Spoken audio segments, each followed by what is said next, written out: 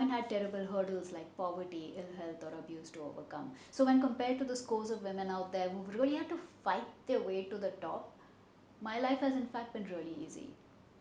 And no talk begins with once upon a time, now does it? See, that phrase is meant only for fairy tales, and if society teaches us anything, life isn't a fairy tale. There's no prince charming, no happily ever after. Life is unfair, karma is cruel, your toast will land on its buttered side, and that butter's probably bitter. But I think it's important for women and men to know that it is easy getting what you want, but you need to want it first. I spent a major chunk of my youth not allowing myself to want things. We rarely teach our girls of becoming president or CEO, we teach them to settle for good enough. We do this not because we want less from them, but because we believe that nothing leaves a deeper scar than shrapnel from a broken dream. So we tell them to stop dreaming. The world outside does not react well to a woman's ambition. So we shackle their feet with an at least you have this much. Your husband doesn't let you work, at least he doesn't beat you. Your boss isn't listening to your ideas, at least he isn't sexually harassing you. At least, at least, at least. At least was never good enough for me. Selfish old me, I couldn't help but wanting more. And the moment I started wanting things, I got what I wanted. If you take anything, just anything from this talk, let it be this: to get what you want, you need to want things first. If satisfactorily ever after is all you want from life, then that's all you'll get. But if you want ecstasy, if you want the freedom of dancing in the rain, of kissing on a roof, of traveling the world, of finding crazy stories, of working with a Grammy award winning musician, of hitting over 4 million views on YouTube, you need to want it first. You will not get what you deserve if you don't believe you deserve it in the first place. There's one thing you need to know about women from orthodox households in this country. We grow up devoid of a youth. A childhood we have, but an adolescent life is denied to us with all those vital developmental stages that it entails. We are forced to jump from childhood into housewifehood. I was very aware that school and college would be the only time that I had to do everything I ever wanted artistically. I knew that once I got married, my torrid affair with the stage would just end up being replaced with the monogamy of a kitchen countertop. I never questioned this. I wanted my moment of glory and I was okay with it being short lived and on a college stage. At least over here I was getting cheers from my peers. At least over here I was a star and I thought I was getting what I wanted, not knowing that I was allowed to want more. So while I was studying, I immersed myself in every form of artistic expression. There was music, art, debate, and rap, and boy did I rap. I've always had this passion for writing and would write my own songs. So while most kids were on this college stages singing Metallica covers, you had this girl in a burqa spitting rhymes about her identity of being a hijabi, because back then I was in a hijab. And that's the thing, right? If you stay true to yourself, you'll find your own unique voice and you will stand out. And because I was true to my voice, I stood out. And it was this voice that caught the attention of a bunch of activists who introduced me to something called Justice Rocks. Now, Justice Rocks is the coolest thing ever. It's a rock show that challenges corporate globalization, discrimination, and hate politics. It sounds like a mouthful, but basically what it was it was a stage where I got to say what I wanted.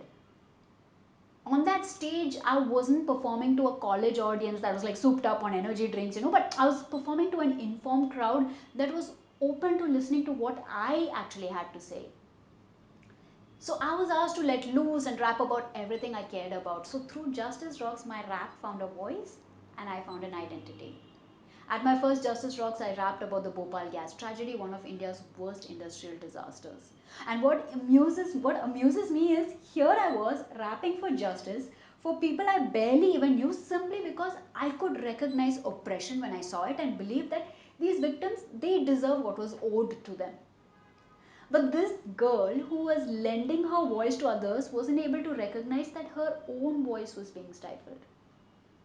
And that's the problem, isn't it? We tell those around us that they deserve better.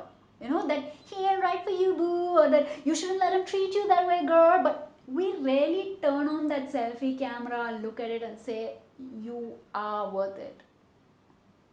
Because we are taught in this country that following your dreams is selfish. That fighting for something you want is entitlement. That living your life by your own terms is an insult to the family name, because when Sophia takes a risk, it's Ashraf's daughter who faces the consequence. When I denounced religion, it was a blow to the people around me. My mother the most. People had always told her I would be different. They told her that I would rebel, but she defended me. She said, just you see, she'll prove you wrong. Sorry, Ma, I proved the others right. But you always taught me to be true to myself, so. The toughest part about following your heart is the trail of broken ones that you leave behind. My Tiananmen Square was standing up to my grandmother as she was pleading with tears in her eyes, saying, Mole, accept religion once again, while I refused to give in. My hunger strike was seeing the pride that my family had in me slowly drain away. My hemlock was willfully accepting the fact that my mother would never truly understand the person that I had become. You think standing up to society is all like picket fences and tear gases, but that's what this is. A lot of young girls ask me, you went against your family and society all on your own. Where did that bravery come from? How did you make that choice? The answer is, it was never a choice. I could just never imagine a life where I didn't get to explore my full potential. So the alternative wasn't even an option. Failure wasn't an option either, because I had traded in my security blanket for a spotlight and I just had to dazzle the audience. They say there is no need for feminism in today's day and age. I don't get angry when people say this. I simply get jealous. Because if you make that statement, that means you live a life where neither you, your sisters, mothers, friends have faced oppression. That's the dream, isn't it?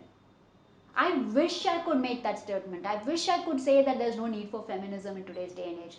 I really do. But when I was 13 years old, I was asked to give up sports because nice little girls don't wear shorts in front of men. When I was 15, I had to give up dance because nice girls don't dance on stage. When I was 18, I had to stop dreaming only because nice girls don't have dreams that could potentially be bigger than her man's. All those years, I would sit up at night on my prayer mat weeping with just one prayer. I would just pray, please God, let me wake up as a boy tomorrow. It's when you think about it, it's such a cute childlike dream. I honestly believe that all my troubles would go away if I simply woke up as a boy. I could finally play sports and dance and rap and direct and act and make art. As long as there are young girls going to bed crying, praying that they wake up as a boy, there is a need for feminism.